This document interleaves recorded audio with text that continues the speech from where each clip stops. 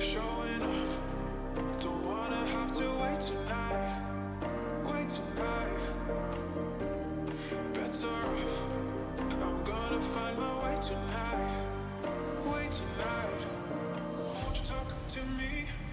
I wanna heal your sorrow. Won't you talk to me? We'll make a new tomorrow. Won't you talk to me?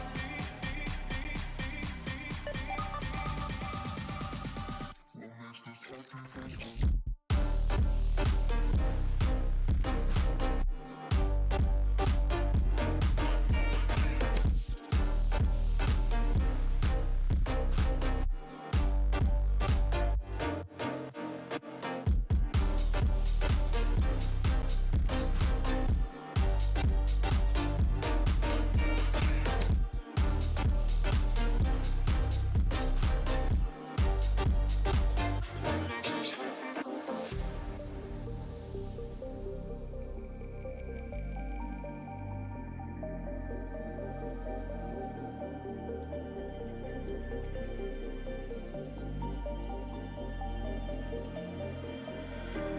Showing off, don't wanna have to wait tonight. Wait tonight, bets are off. I'm gonna find my way tonight. Wait tonight, won't you talk to me? I wanna heal your sorrow. Won't you talk to me? We'll make a new tomorrow. Won't you talk to me?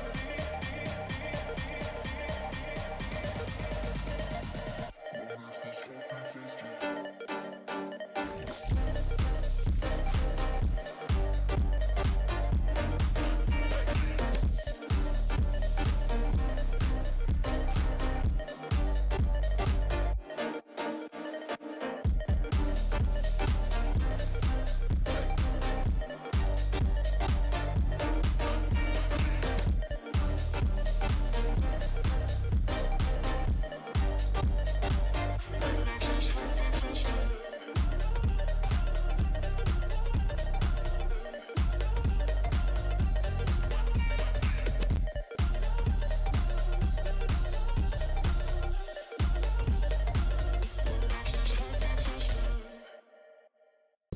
All right, good evening, everyone. I just now remembered my captions, of course, but that would not be out of character, would it? So let me fix that real quick. Someday, maybe I'll start to remember that ahead of time, but no worries. It is not that big a deal. We're up and running. Okay, so we are finishing up Tales from the Mos Eisley Cantina tonight. Very last story, which is One Last Night in Mos Eisley Cantina, the tale of the Wolfman and the Lamproid. If any of you actually, do you even remember those characters? There have been a few here that I didn't remember, like the Moisture Farmer. Don't remember that character in the Mos Eisley Cantina during episode 4, but apparently he was there somewhere in the background. Anyway, we're going to jump into it, and yeah, that's it. Here we go. This is by Judith and Garfield Reeves Stevens. Instance after the jump from Lightspeed, the situation became as simple as the balance between predator and prey. Despite the secrets bought with Bothan blood, the half-finished Death Star above the forest moon of Endor was ready for what was supposed to have been an unexpected assault. The rebel fleet was doomed. Sivrak punches the controls of his X-Wing fighter, even as Admiral Akbar gave the order for evasive maneuvers, but that would buy only a few moments of life. The Imperial fleet already advanced from... What the heck? Okay, there must be a flashback here. All right. The X-Wing fighter... but that would only buy a few minutes of life. The Imperial fleet already advanced from Sector 47. Star Destroyers, cruisers, waves of TIE fighters, and Sivrak knew it was a trap. It had always been a trap. The fur rose on his face and his fangs, flashed in the reflexive grimace of attack. In the common tongue of the Alliance, Sivrak was a Shistavanan wolfman, and he faced his death with all the primal rage that evolution and unknown genetic engineers had encoded in his cells. The TIE fighters surged ahead of their fleet, as if the Star Destroyers were not needed in this final battle. Already space blossomed with deadly flowers of exploding spacecraft. Sivrak heard his orders through the static of Imperial interference and the cries of the dying. Protect the fleet no matter what the risk. Sivrak howled at the challenge. He had nothing more to risk. All that had given his life meaning was now ash, scattered across the icy wastes of Hoth. His lips glistened with anticipation and the hunt as he switched his weapons to manual and wrenched his craft onto a collision course with a trio of TIE fighters. Over his helmet communicator, he heard the medical frigate was under attack, but it was too late to alter his trajectory. His course was set now as it had been the day he had first met her. Endor's moon spiraled before Sivrak. The three TIE fighters converged as they changed course to meet him. His weapons carved space like blazing gouts of blood released from the stab of his fangs. The Imperial ships fired back, closing faster than even a perfect hunter's eye could track. But Sivrak throttled forward, faster still, and his fighter's engines shrieked behind him. His full-throated voice joined theirs as he shouted out her name as his battle cry. The all-encompassing roar swept to a thundering crescendo as charged particles from the Imperial fighters resonated against his own fighter's canopy. Space distorted, wrapping him in red destruction. He embraced the end of his existence, the begin rung of nothingness.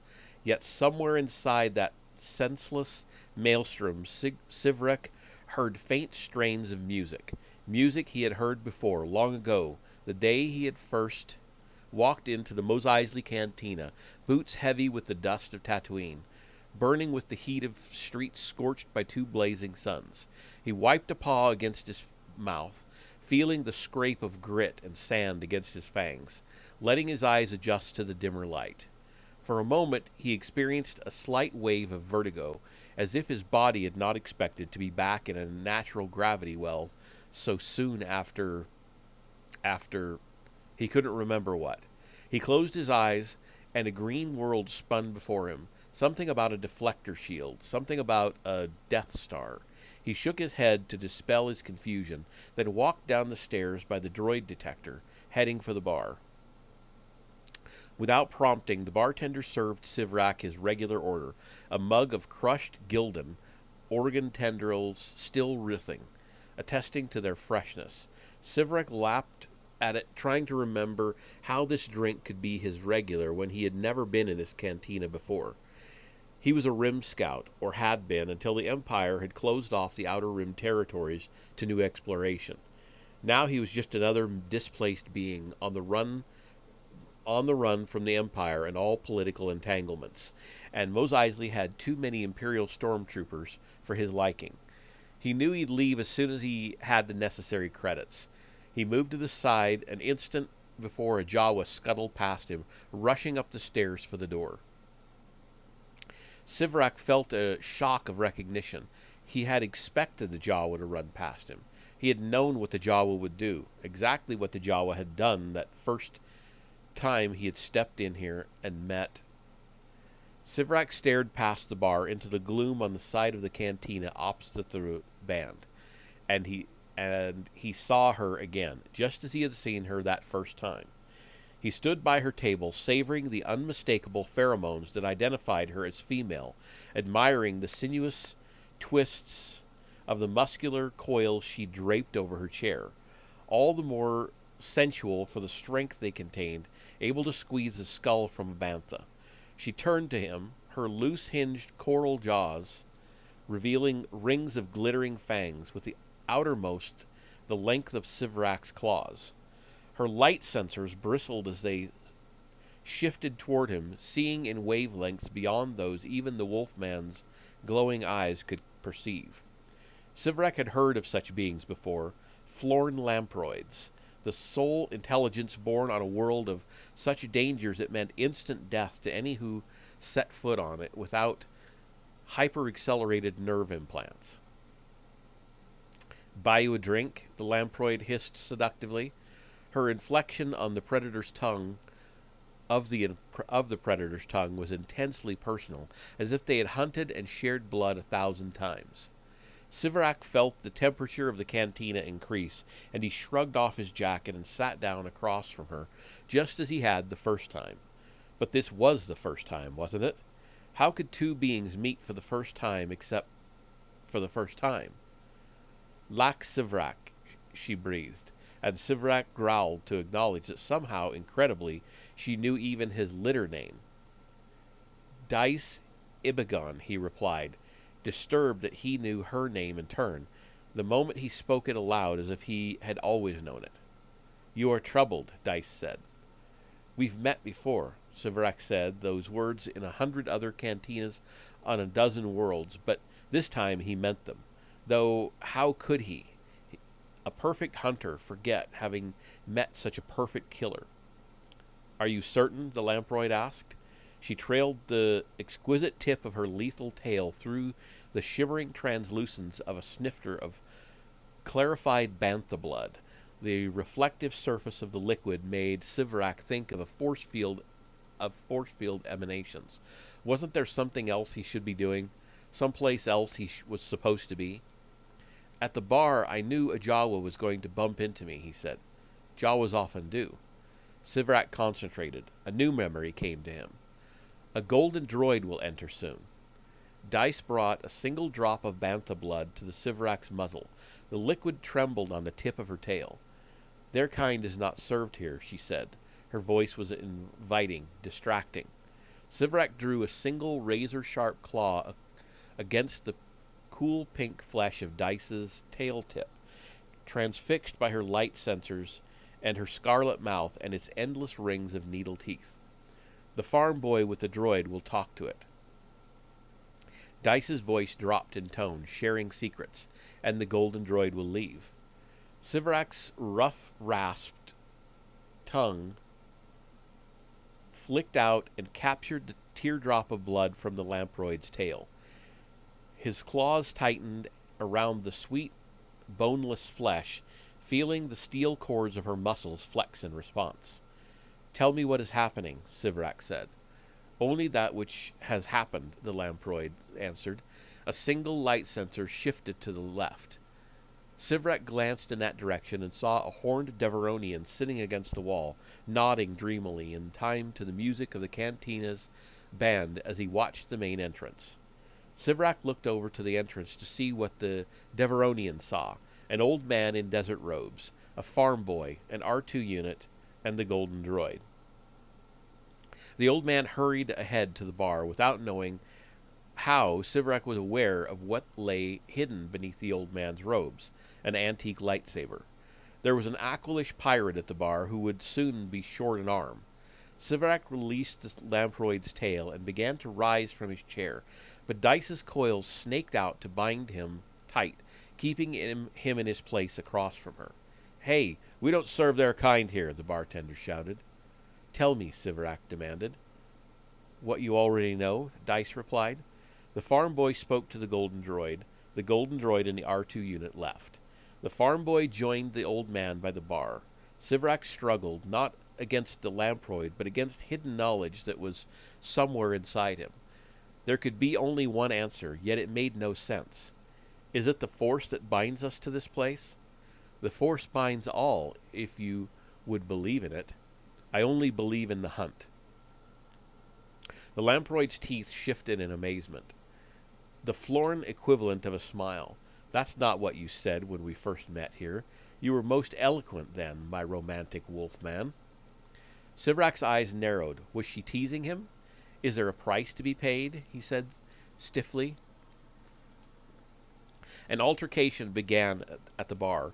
To understand why everything is familiar yet new at the same time? Poor Wolfman, Dice said. You still don't understand the promise I made you. So for now, the price of your understanding is the same price it was the first time we met here. Sivrak searched his memory for events yet to happen. He cast back to predict what he had already seen. On the other side of the bar, the farm boy was thrown into a table. Despite Dice's hold on him, Sivrak leaned forward threateningly. "You're a member of the Alliance, aren't you?" A lightsaber thrummed into life. The Akalish pirate screamed. Sivrak's nostrils flared at the scent of fresh blood exploding through the smoke-filled air. The lamproid's tail tip fluttered as she scented it too. A severed arm fell to the floor of the cantina. "I am a member of the Alliance," she said, "just as you chose to be that first time."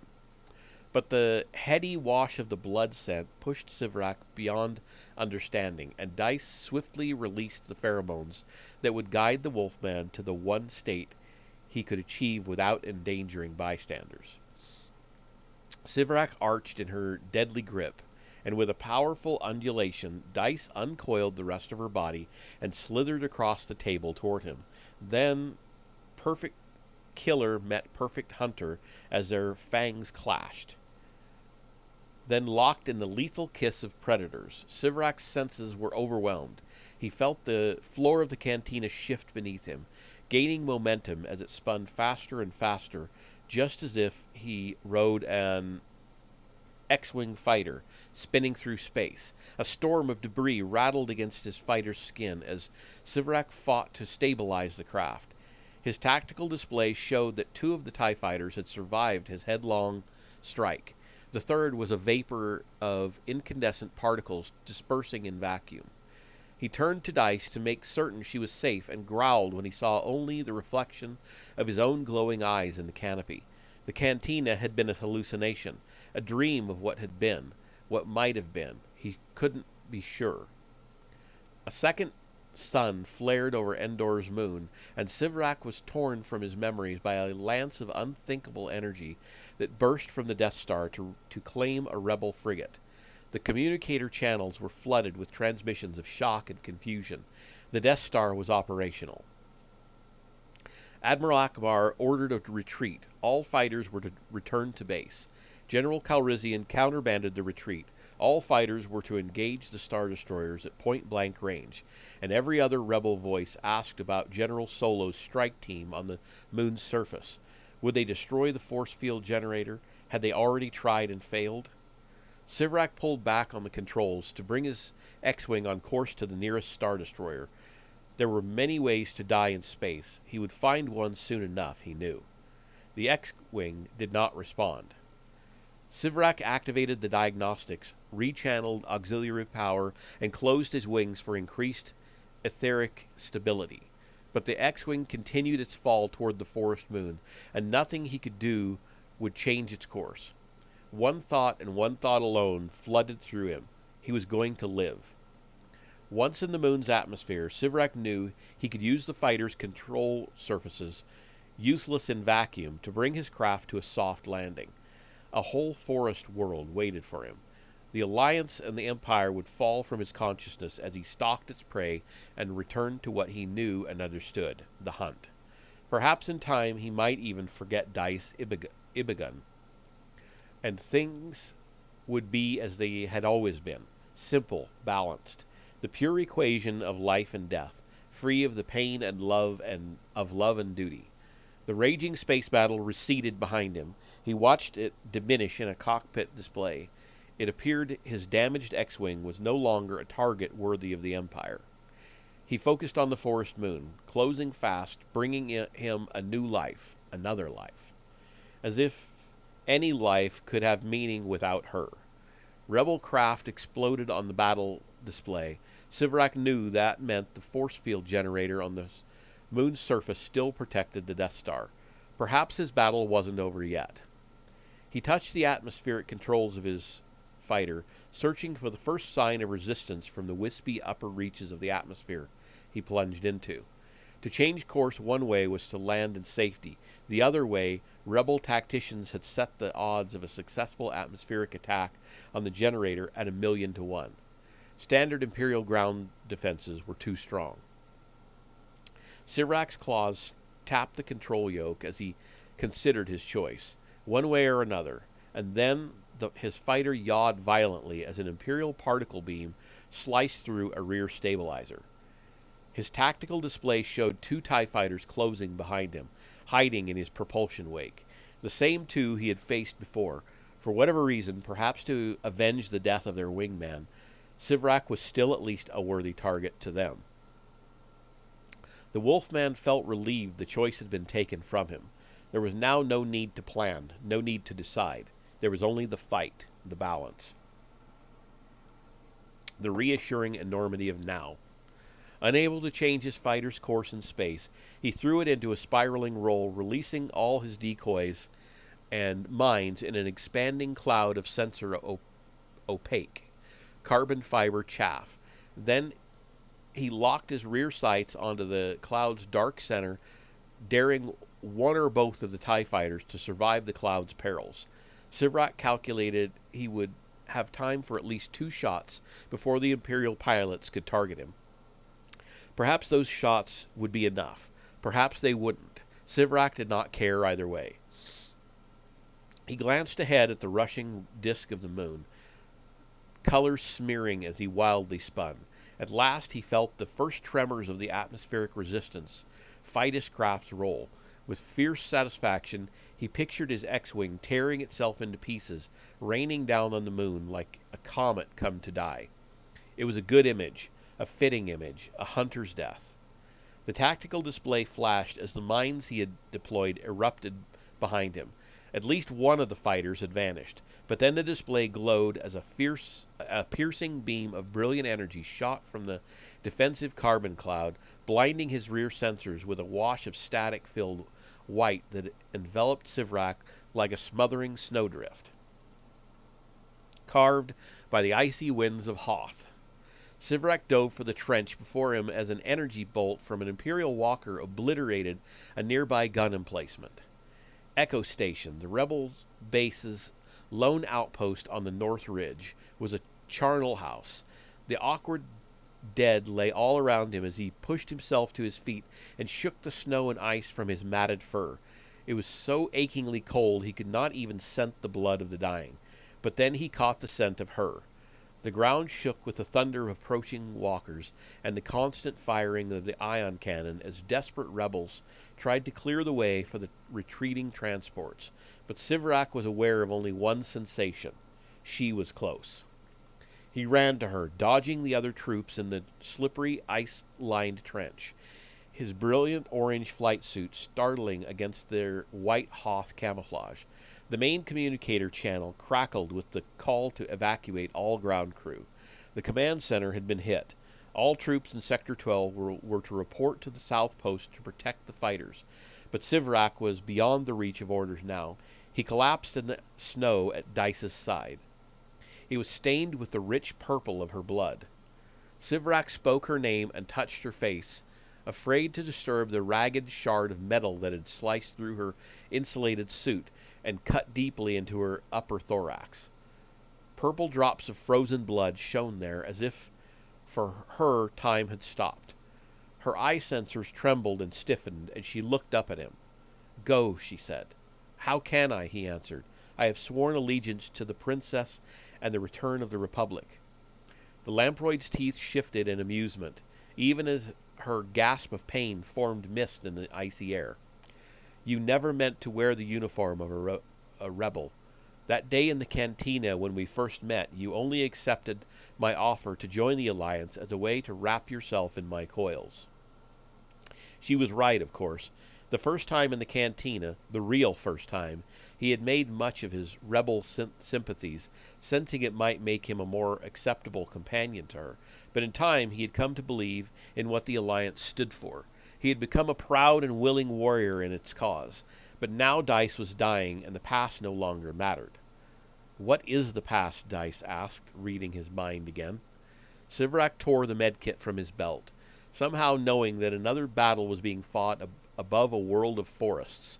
He stared blankly at the contents of the kit. Most of its salves and ointments were for his species. He had no idea how they would react with Floran biology, but he had to do something. "You have done something," Dice said soothingly. Her voice was calm, almost peaceful. She fixed her light sensors on the clear blue sky. "We are alike," she continued. "As you have always known, the hunter and the killer know the sick and diseased must be culled from the herd, and the Empire is rotten with corruption. That is why you must leave me to continue our fight until its end." The vials and tubes from the med kit spilled into the snow from Sivrak's rigid paws. "Dice, no, I can't." "I know you can't. In time, I know you won't. But for now, my love, you must. Alliance and Empire, predator and prey." Sivrak's communicator sounded the evacuation code sound. A terse voice announced that Imperial troopers had entered the base. "I will die with you here," Sivrak said. He cradled her head close against his warm body. "What is death compared to love?" Dice asked.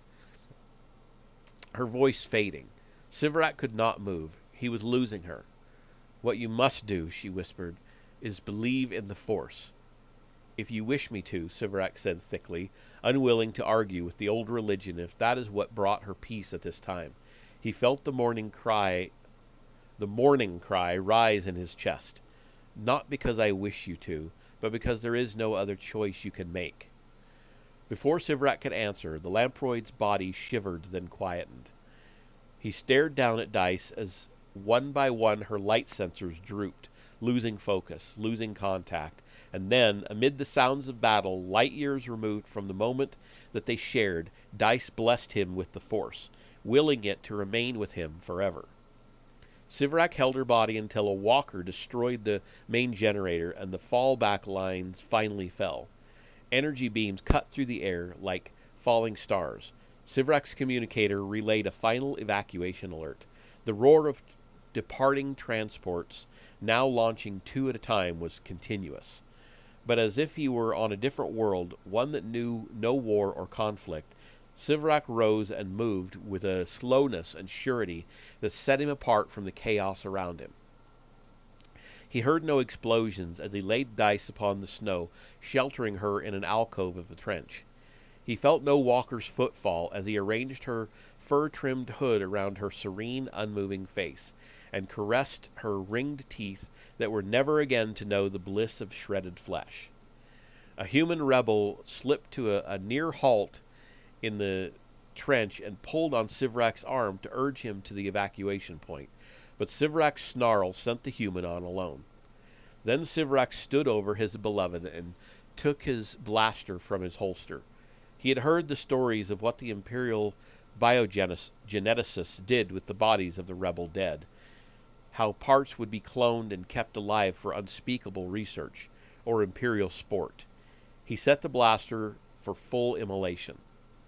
"May the Force be with you," he said, the most intimate inflection of the most intimate inflection of the Predator's tongue, and his breath swirled into the frozen air to join with hers. He would make it to the evacuation point, or he would not. There was no reason to hurry. Sivrak activated the blaster. Dice's body shimmered with the dissociative energy of the beam. She became fiery, incandescent, and somehow Sivrak thought she might have appreciated that transformation. And then the fire that consumed her reached out for Sivrak, engulfing him too as a single TIE fighter emerged from the carbon cloud with all weapons firing blindly. Blinking with purpose, Sivrak felt the chill of Hoth still pulsing through him as he instinctively switched from his etheric rudder to full atmospheric controls and dodged the killing strands of the TIE fighter's beams until his rear sights locked and he fired. The TIE fighter flew apart as Sivrak's beam tore open its skin, and the moon of Endor's atmosphere instantly ripped the Imperial craft to dust-sized fragments. The hunt was over. But now the Endor moon filled his canopy. Sivrak slammed at the atmosphere's controls, fighting to reduce the X-Wing's roll. The navigation display showed him 2 possible courses, one to safety, one to the generator. The rear display showed the Death Star firing at will. The X-Wing shook as it tore through the thickening atmosphere. Sivrak's claws dug into the yoke. He was less than 30 heartbeats from the point of no return. Again he had to decide. He couldn't decide. The atmosphere sang to him like music from the cantina. Sivrak leaned against the wall inside the doorway, trying to understand what he heard outside on the streets of Mos Eisley. Fighting, rioting, speeders rushing, detonations from the direction of the spaceport. He stumbled down the stairs to the bar, breathless, feeling the panic of time running out. It was night. The cantina was deserted. The music was recorded. Something was wrong. Sivrak slumped against the bar, feeling it shudder as if it coursed through atmosphere. Jabba is dead, Dice said. Sivrak looked up from the bar to find the lamproid close beside him, studying the reflections in her snifter of clarified blood. How? Sivrak rasped. His question took in everything that had happened, but Dice heard it in only one way. Strangled on his sand ship, Dice said. A human slave girl, of all things. Used her own chains. From somewhere outside there was an explosion, much closer than the spaceport. The bottles and glasses stacked up behind the bar rattled. Dice picked up her snifter. Mos Eisley is in flames. No one knows who is in control. She unrolled her drinking tongue into the blood and ingested. Sivrak smoothed the fur around his muzzle in agitation. He knew there was something he had to do, but he couldn't work it out. He had to discover what was out of place here. If Jabba is dead, he began uncertainly, then Hoth has already been evacuated? Dice put the snifter back on the bar top. That's right, she said. Sivrak felt the fur lift along his spine, but then he said, You're dead. Dice slid the tip of her tongue across tip of her tail across Sivrak's forearm. Do I feel dead? She asked. The wolfman closed his claws over the tail tip, focusing only on the magic of her improbable presence.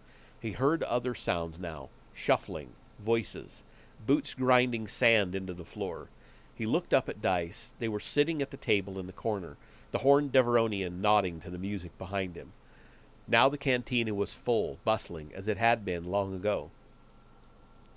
The golden droid will come in soon, Sivrak said. He wasn't sure how, but he was beginning to understand what was happening, the choice he must make, and then the golden droid will leave again. Dice's light sensors were unfathomable, as deep as a gravity well. And what of you, this time, she asked, as if she had read his mind. Will you choose to leave as well? The Force, Sivrak said with wonder, as understanding finally welled within him. The Force is with me, isn't it? Dice smiled, an irksome habit in those who knew the Force so well. The Force is within everything, she said. But here and now, in this cantina, Sivrak's voice rose as all that had happened, all that would happen, all that might happen, converged on him at once. In the trenches of Hoth, or falling towards some nameless moon of Endor, the Force binds it all? His pulse hammered, his lungs strained for air. A flicker of light by the entrance showed that someone had entered the cantina. The Deveronian glanced over to see who it was. Of course, Dice said, as if she had heard every word he had spoken uncounted lifetimes ago. The farm boy appeared on the stairs as the old man hurried ahead. The R2 unit and the golden droid followed behind. This time, when the golden droid leaves, I can leave too, can't I? Sivrak asked. That choice was yours when we first met, Dice said. Nothing has changed. Sivrak felt the world lines converge, then pull apart. Not on this one place and time, but on this one feeling, this one experience that transcended all else. He now knew that through some trick of the Force, he could follow the golden droid back out onto the streets of Mos Eisley, and all would be as it had been before he had met Dice Ibigon. The same choice, but a second chance. In love, Dice had given him his way out. Hey, the bartender growled from behind the bar. We don't serve their kind here. Sivrak watched intently. The farm boy talked with his droids. Only heartbeats remained. The time between one decision and another. One direction or the other. I don't want to leave you, Sivrak said to Dice. Knowing all that you know, she asked. Knowing with certainty what lies ahead? Sivrak didn't answer. He simply reached out to her to gather her coils close around him for one timeless moment that had lasted forever. The golden droid left the cantina. The music played. Sivrak waited for the hum of the old man's lightsaber to drown out all other noise. Sometimes choice is an illusion, Sivrak said. At last, knowing that all choices were the same choice, and had been from the instant he had set foot into this cantina and seen Dice Ibigan waiting as she had always waited to join him.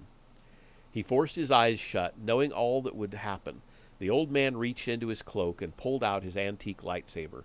The glow of its beams sparkled from the glasses on the bar. The Aqualish pirate screamed. The cantina shuddered under the withering assault of the Endor moon's atmosphere.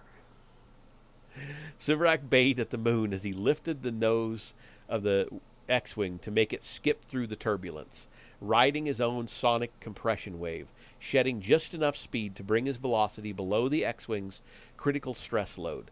This time he reached the point of no return, and knew at once he had always lived his life precisely at this moment, the enormity of now. His movements were instinctual, no thought required, no decision possible. He pulled on the control yoke to bring his course around to intersect with the ground generator's coordinates. His X-Wing screamed through the atmosphere, the forward deflector shields blazing red like a dying star. His tactical display remained silent. No Imperial ground defenses tracked him. Standard defenses were unbreachable, but perhaps with the space battle in progress above, these weren't standard times. The navigation display confirmed his trajectory. Over the horizon, scanners locked him onto the generator's transmission antenna. The X-Wing bucked like a crazed tauntaun. Everything Sivrak saw blurred before him, blending in with the cacophony and his communicator, a burst of static, then Akbar's exultant voice. "The shield is down. Commence attack on the Death Star's main reactor."